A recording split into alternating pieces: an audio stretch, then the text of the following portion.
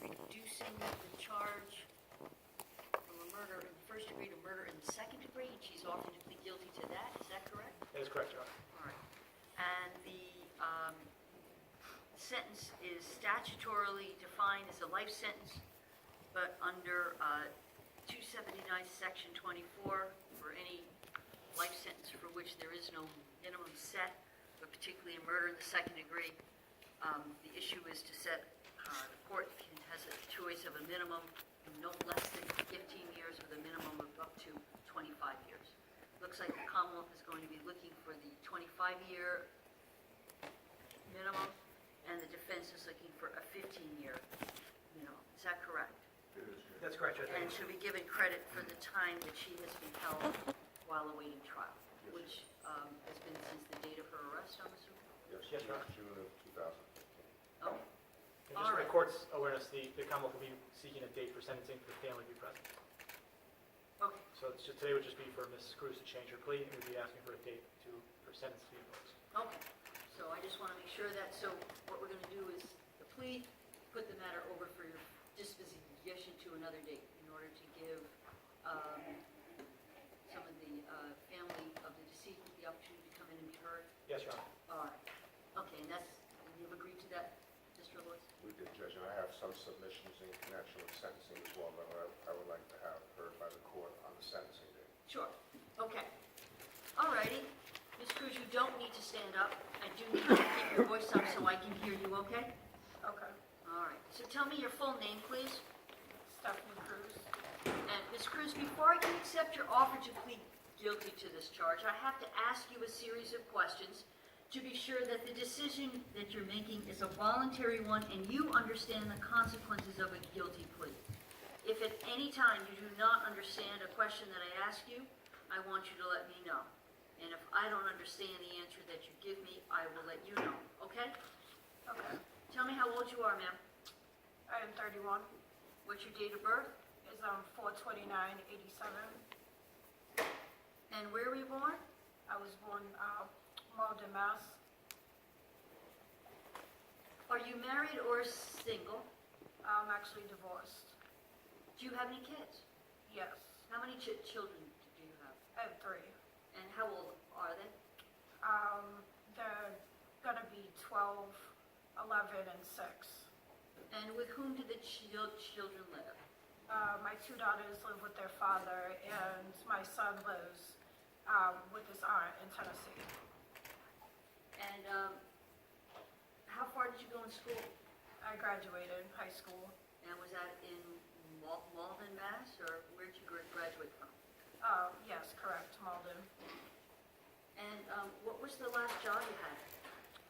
I was working at McDonald's. And was that full-time work or part-time work? Part-time. Are you being treated for, or are you aware of having a mental illness of any kind? Depression and anxiety. And are you being treated for that now? Yes, I am. And have you been given any medication for that? Yes. And did you take the medication today or last night? Yes. You take it at night? In the morning too.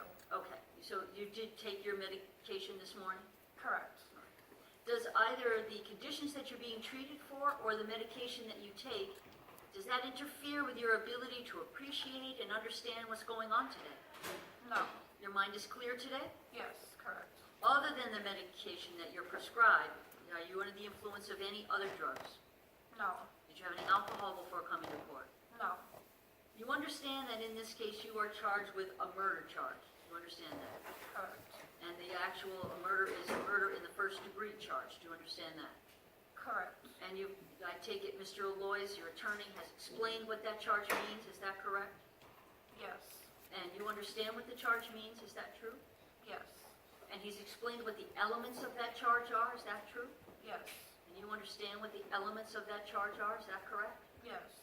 It's my understanding that you are now offering to plead guilty to so much of that charge that charges murder in the second degree. Do you understand that? Is that correct? Yes. And I take it Mr. Loy's has explained to you the difference between murder in the first degree and murder in the second degree. Is that true? Yes. And so you understand the difference between the two? Yes. Do you understand that the sentence that I must impose on a plea on a murder in the second degree is a life sentence? But the question is what is the minimum sentence that I must also impose? So which really is more of a question of whether you're eligible for parole. And the minimum sentence that I can impose is 15 years. And I can impose a minimum up to 25 years. So conceivably, I could go 15 to life, 20 to life, 17 to life, 18 to life, all the way up to the maximum of 25 to life. Do you understand that? Yes. And understanding that I must impose a life sentence, are you still willing to plead guilty to this charge? Yes. You also have to understand that this charge, although it's not effective today, this does not affect this charge today, but you are pleading guilty to offense that implicates what we call the habitual offender law. As I said, that does not apply to this because this is already the maximum sentence that the law can provide. But it may implicate something in the future. So, for example, if you were to be convicted, not now, but in the future, of some third or a subsequent offense that's covered by that law, you could be imprisoned for the state prison for the maximum term of that new offense. Not one that you've ever been convicted of yet, but something that might happen. And that under that sentence, no sentence in that case could be reduced, suspended. You couldn't be eligible for any probation, no parole, no work release, no furlough, or even any good time credit with that new offense. Understanding that, are you still willing to plead guilty to this offense today? Yes.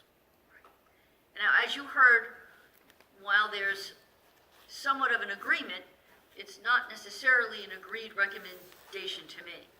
But there is a charge concession on the part of the Commonwealth where they're reducing this case from a murder 1 to a murder 2, which means I must impose a life sentence. But there's no agreement between them as to what the minimum should be. The Commonwealth is going to be asking me at the time of sentencing that I impose a 25-year to life sentence. Your attorney is going to be asking in the alternative that I impose a sentence of 15 to life. Do you understand that? Yes. I advise you, I will not impose, and I cannot impose any sentence greater than that which the Commonwealth is going to be asking for. Do you understand that? Yes.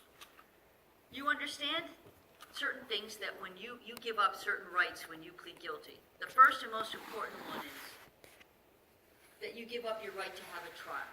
Whether it's a trial in front of a judge or a jury, at least on a murder in the second degree case. If it's a trial in front of a jury, the jury would be comprised of 12 people selected by the community, by you. They would hear all the evidence in the case, and they would decide whether you were guilty or innocent. And all 12 of those jurors would have to agree. If it's just a judge trial, only the judge hears the evidence in the case, and the judge alone decides whether you are guilty or innocent. Do you understand all that? Yes. And understanding that, are you willing to give up that right to a trial, whether in front of a judge or a jury? Yes. Also, do you understand that if you went to trial, you would not have to prove your innocence? That's because you are presumed to be innocent. And it is the Commonwealth, it's the government that has the burden of proving your guilt beyond a reasonable doubt. When you plead guilty, however, you give up the presumption of innocence, and you give up your right to make the Commonwealth prove your guilt beyond a reasonable doubt. Do you understand that? Yes. Are you willing to give up those rights? Yes. Also, you cannot be made or compelled to testify against yourself in this case because you have a right to remain silent.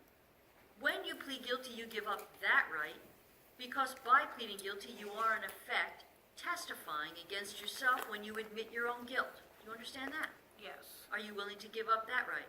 Yes. Also, if you went to trial, you'd have the right to face your accusers. Those are all of the witnesses who would testify against you. Your attorney would have the opportunity to cross-examine them all. You'd also have the right at your trial to present any evidence in your own defense, including testimony of the witnesses on your behalf. And if you chose to and you wanted to, you'd have the right to testify on your own behalf at the trial. When you plead guilty, you give up all of those rights. Do you understand that? Yes. And are you willing to give up those rights? Yes. Finally, when you plead guilty, you give up your right to pursue any of the arguments or the motions your attorney may have made or filed on your behalf in this case, as well as your right to appeal any decisions or rulings the court may have made against you up to this point in time. Do you understand that? Yes. And are you willing to give up those rights? Yes. I have to advise you that if you are not a citizen of the United States, acceptance by this court of your plea of guilty to the offense for which you've been charged will have the consequence of deportation, exclusion from admission to the United States, or denial of naturalization, all pursuant to the law of the United States. Understanding that, are you willing to plead guilty to this charge? Yes. You'll also be required by law to submit a sample of your blood, hair, or saliva to the Massachusetts State Police Crime Lab. That sample will become part of the Massachusetts DNA database. Understanding that, are you willing to plead guilty to this charge? Yes. All right, ma'am, I want you to listen carefully while the Assistant District Attorney gives me a summary of the evidence he would have expected to present had the case gone to trial. I'm going to ask you some other questions when he's done. Come along. Thank you, Your Honor. On June 11th, 2015, State Police Detective Unit assigned to the Worcester County District Attorney's Office were notified by members of the Leominster Police Department of a fatal stabbing which took place at 156 Water Street, apartment number 3. It was this defendant who called 911, and she indicated that she'd stabbed the victim, Cedric Taylor, and that he was deceased. Police arrived, and they discovered the body of Mr. Taylor, located on the floor of the living room, with multiple stab wounds and a large amount of blood pooling on the floor. An autopsy was later conducted of Mr. Taylor, which revealed the cause of death were sharp force injuries to his neck, head, torso, and upper extremities, Your Honor. An investigation was conducted by the state police, where part of that investigation involved an interview with this defendant, where she indicated that she in fact did stab Mr. Taylor and told him that after a night of drinking, that they were back in their home. This defendant was lunged at by Mr. Taylor. She went and locked herself in the bathroom, later came out, took a knife from the kitchen, and stabbed him to death. Those would essentially be the elements, Judge. Okay, thank you. Ms. Cruz, did you hear what the Assistant District Attorney just told me? Yes. Did you understand what he said? Yes. Did you in fact do the acts that he just described? Yes. Do you understand when you plead guilty, you're admitting that the facts that have been told to the court just now are true? Yes. Are you pleading guilty to this charge freely, willingly, and voluntarily? Yes. Has anybody forced you in any way to get you to plead guilty? No. Anybody threaten you in any way to make you plead guilty? No. Anybody promise you anything in exchange for a guilty plea? No. Have you had enough time to fully discuss your case, your rights, your defenses, and the possible consequences of this guilty plea with your attorney? Yes. Do you feel your attorney has acted in your best interest in this case? Yes. Do you believe you've been fully, fairly, and adequately represented by your attorney in this case? Yes. You confused in any way by any of the questions I've asked you? No. As I understand it, then you're pleading guilty to this charge because you are guilty. Is that true? Yes. I have a document in front of me, ma'am, which is entitled Waiver of Defendant's Rights. Did you see this today and review it with your attorney? Yes. Did you understand it? Yes. You understand it sets forth in writing what we've been discussing in terms of your decision to plead guilty and the waiver of your rights. Yes. Did you sign this freely, willingly, and voluntarily? Yes. Counsel, at any time during the time you have represented your client, have you had any difficulty communicating with her or understanding her? No, Your Honor. And the mental conditions that she's being treated for and the medication that she takes, is that in any way interfered with your ability to advise and counsel her in this case? My contact with her, she's been clear-headed and able to understand everything we've discussed. You've had a full opportunity to review and consider all of the evidence in the Commonwealth's case? Yes, Judge. And you're satisfied there's a factual basis in that evidence for the charge to which she's pleading guilty? There is. And you've explained to her the elements of that charge, including the difference in the elements between murder in the first degree and murder in the second degree? We have, Judge. You've also discussed her rights, her defenses, and the possible consequences of this guilty plea. Yes, Judge. And are you satisfied as her attorney that her decision to plead guilty to this charge is being made knowingly, willingly, intelligently, and voluntarily? She's had counsel from us and also from her family. I'm satisfied that she's doing this freely, willingly, and voluntarily. Thank you.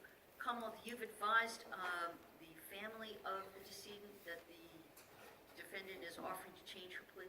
I have, Your Honor. They've been informed, and they're in agreement with the Commonwealth's recommendation and the reduction from first to second degree murder. All right, and they understand that they'll have the opportunity to address this court at the time of sentencing? Yes, Judge, that's why we're putting it off, so they can accommodate themselves and get up to Massachusetts. All right, let's tender the plea.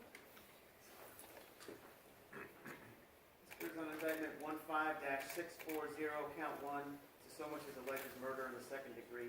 How do you plead, guilty or not guilty? Guilty. Have a seat, ma'am. For the record, I find the defendant is not presently under the influence of any illegal drugs or alcohol. I do find that she herself reports that she's being treated for depression and anxiety and takes medication for those conditions. However, I find that neither those conditions nor the medication that she takes affects her ability to understand, comprehend, and participate fully in the proceedings here today. I further find that her change of plea to guilty with respect to the charge of murder in the second degree is made knowingly, willingly, intelligently, voluntarily, and with full knowledge of its consequences. I also find your change of plea to guilty is made upon and with the advice of competent counsel, and I find there's a factual basis for a plea of guilty to this charge based on the evidence that was summarized to the court by the Assistant District Attorney acting on behalf of the Commonwealth. Accordingly, I accept her plea of guilty to these charges. Do we have a date for a hearing on sentencing? Yes, Judge, I believe we're looking for January 3rd for sentencing. That's correct. All right, so I know she's being held without, but bail is revoked pending that sentencing. She'll be held, she'll be brought in on that date. We'll have a sentence hearing on January 3rd. Thank you very much, Your Honor. Thank you, sir. Thank you.